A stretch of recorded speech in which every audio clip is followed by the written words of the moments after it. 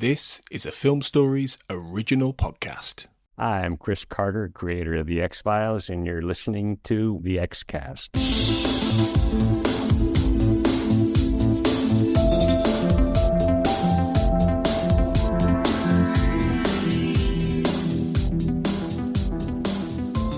Welcome back, everybody, to The X-Cast. The truth is in here.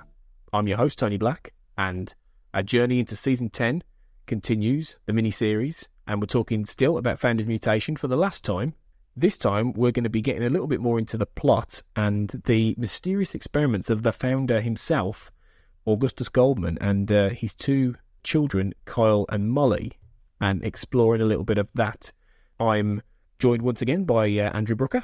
Hello. Hello, and one last run at Founder's Mutation, which overall, where do you think it might stand in the show? Certainly this miniseries. Do you think this will be the peak of it, or do you think there's better to come? I think there's probably better to come. I hope there's better to come. Not because this episode was bad at all. I thought it was a great episode, but like we've mentioned in the past, we've got Home Again coming, which we've talked about this a couple of times on the podcast and on Twitter and things. I'm desperately hoping that this is the sequel to Home that we were supposed to get 15, 20 years ago.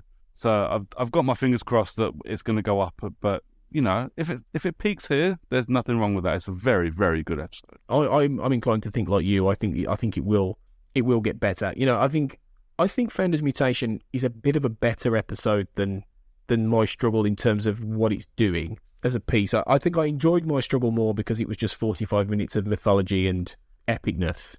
Yeah. So I think as a fan and someone who loves all the mythology stuff, I think I enjoyed that one more.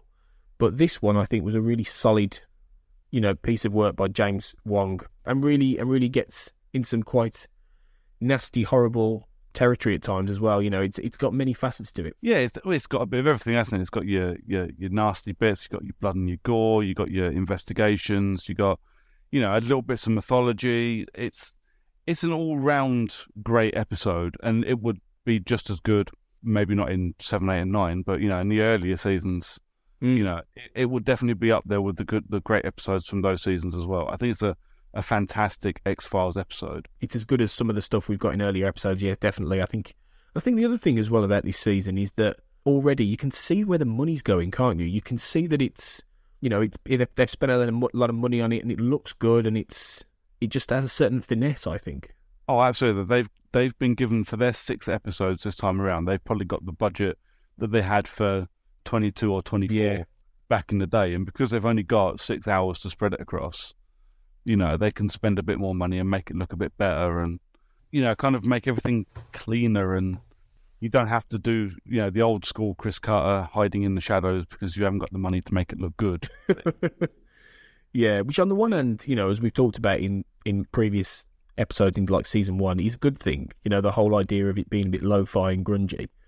But I think you couldn't do that anymore with this show. And in this day and age, even really, it wouldn't work in the same way. In this day and age, we've had gruesome shows. We've spoken about them in the past, like Hannibal, Fringe, all those kind of shows. They all have the money to make everything on the screen look disgusting.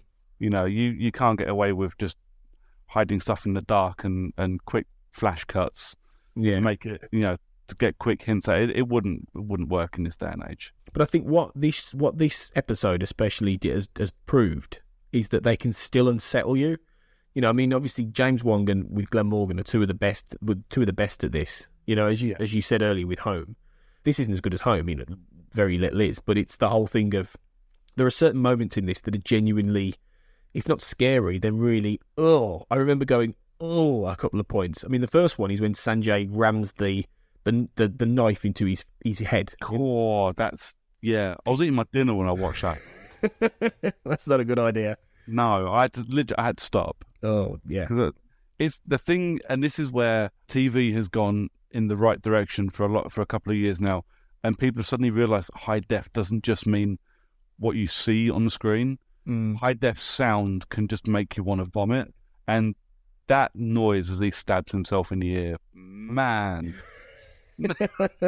It was a proper, yeah, wasn't it? Oh yeah, it was. You can hear the bone and the sinew and everything. It really gets under your skin. For a show like The X-Files to be able to do that still now, that's got to say something. Yeah, exactly. I think the other moment as well that really got me was when Jackie Goldman cuts her stomach open. Oh yeah, when she's pregnant, and he's just like, she just gets the thing and just goes gets home. I was like, oh my! When I watched it second time, I was like, oh, because you really see it. You see her literally rip open her stomach, her pregnant stomach. Yeah, it's not a nice scene in the slightest. No. And it is up there with some of the grossest stuff I think I've ever watched. Yeah, it really is gross, and it's up there with the X-Files being gross, but gross in a unsettling way, But it hasn't gone, and this is the big one of the fears I had, because this is what happens with big budgets and special effects being what they are now. It hasn't gone, the torture porn level of gore. Oh yeah. That it would be so easy to do. Your average person with a few hours can make effects like that with stuff on their home computer. So for them not to do that, I think is good. And for them to just, while it's gross and it grossed you out and it made me want to puke up the food I was trying to eat, it hasn't gone to a level where I just don't want to watch anymore. And it's a very fine line, and The X-Files has always managed to keep that or to balance itself along that line quite well. Yeah, it treads it well, doesn't it? And that's the thing. It worked in the context of the episode, in what it was trying to convey when it did these things. It was with Sanjay. It was him trying to get this out of his head, this intense sound and this intense feeling. Yeah. And then for Jackie, it was the fact that she was terrified of what was inside her, really, and that's what she was cutting out.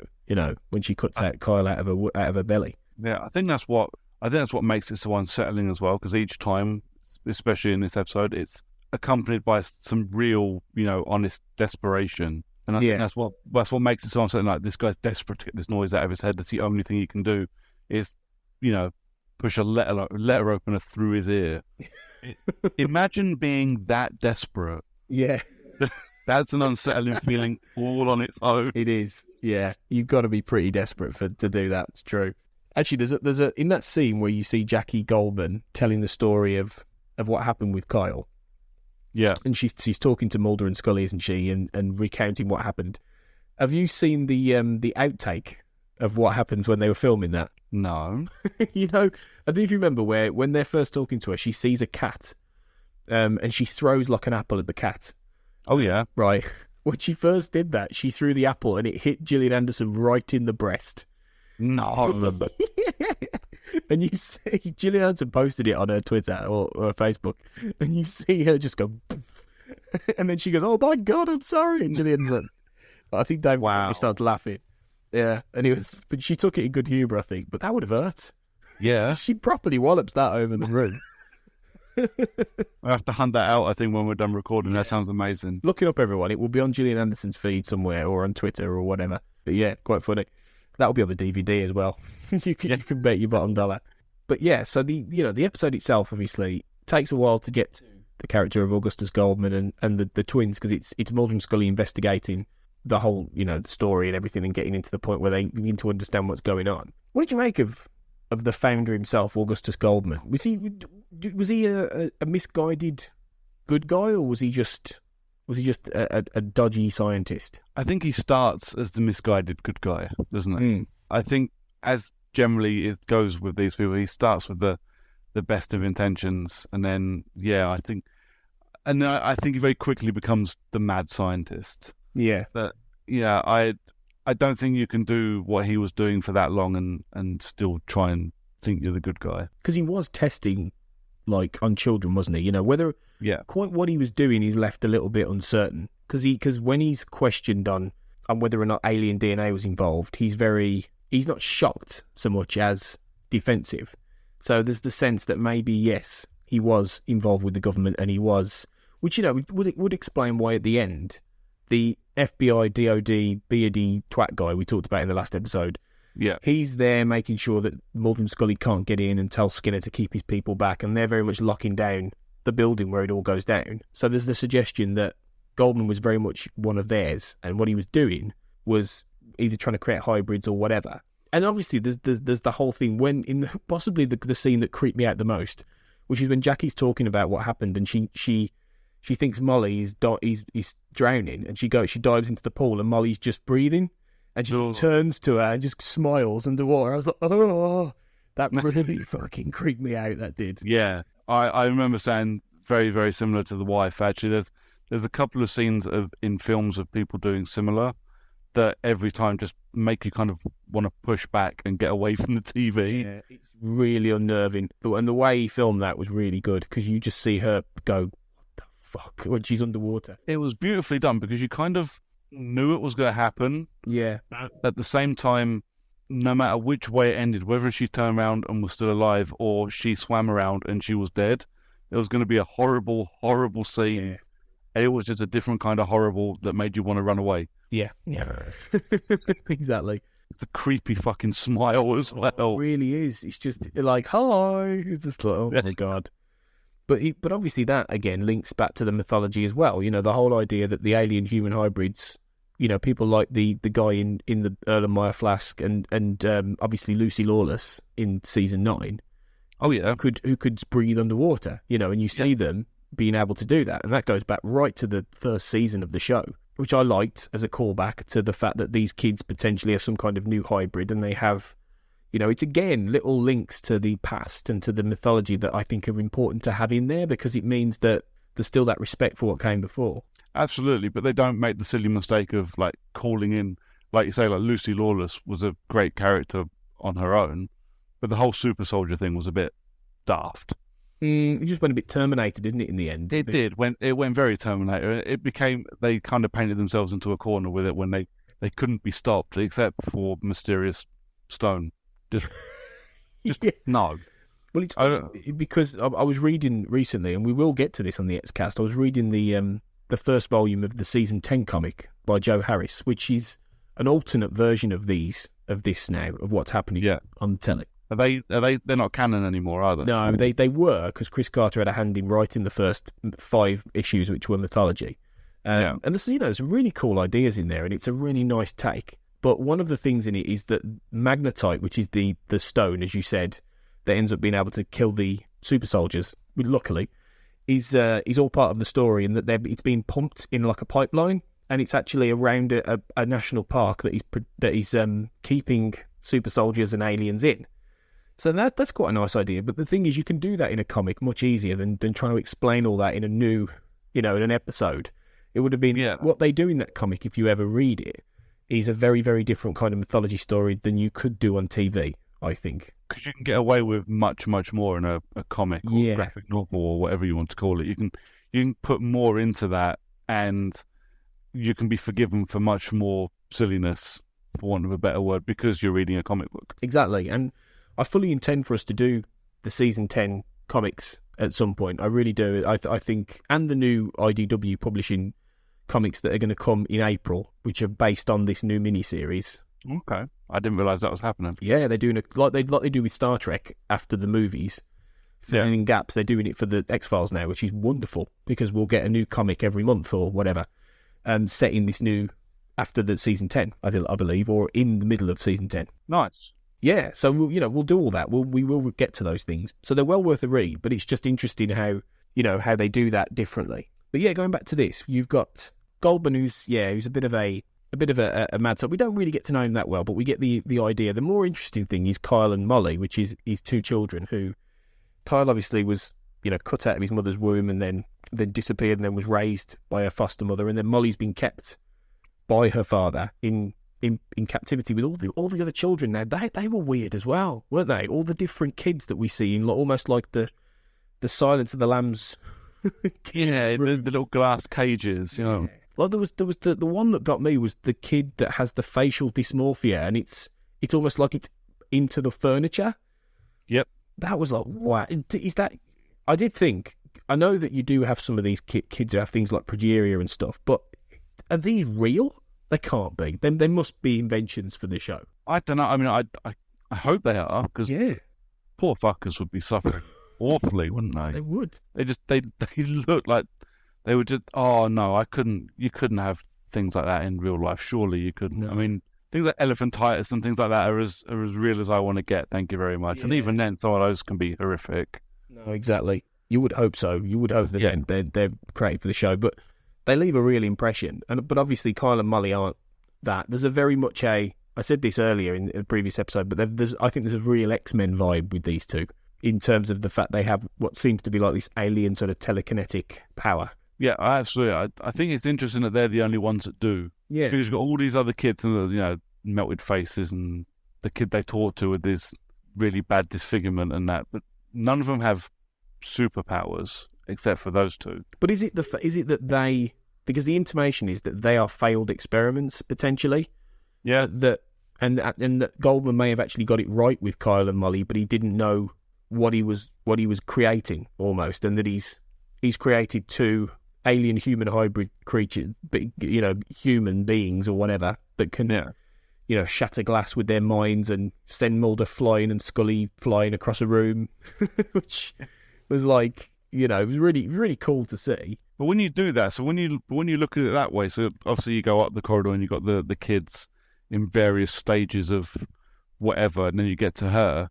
It's absolutely like the glasses from Alien Resurrection. Yeah, it's true, actually, yeah. The 7 failed experiments before you get to her. Yeah. Maybe that was intentional nod, although I don't know if you really want to nod to Alien Resurrection. I'm not sure. No one would want to nod to Alien Resurrection ever. No, you just quietly forget it exists. Yeah. But yeah, it was, I think, really, really cool. And obviously, Goldman meets his demise in a really fucking horrible way again, with... That was awful. Yeah. Just being bled to death from, well, we presume to death. We don't actually see him die, although it's pretty clear he must die. Yeah. Be blood, basically having his eyes and his ears exploded with blood. That's, again, just a really sort of, ugh. But this is kind of what I mean when you say you know how he died, but at least you didn't see it. Yeah. This would have been a very different TV show if you'd have seen it. It would, like Scanners, if you see his head blow off or something. Yeah. Yeah.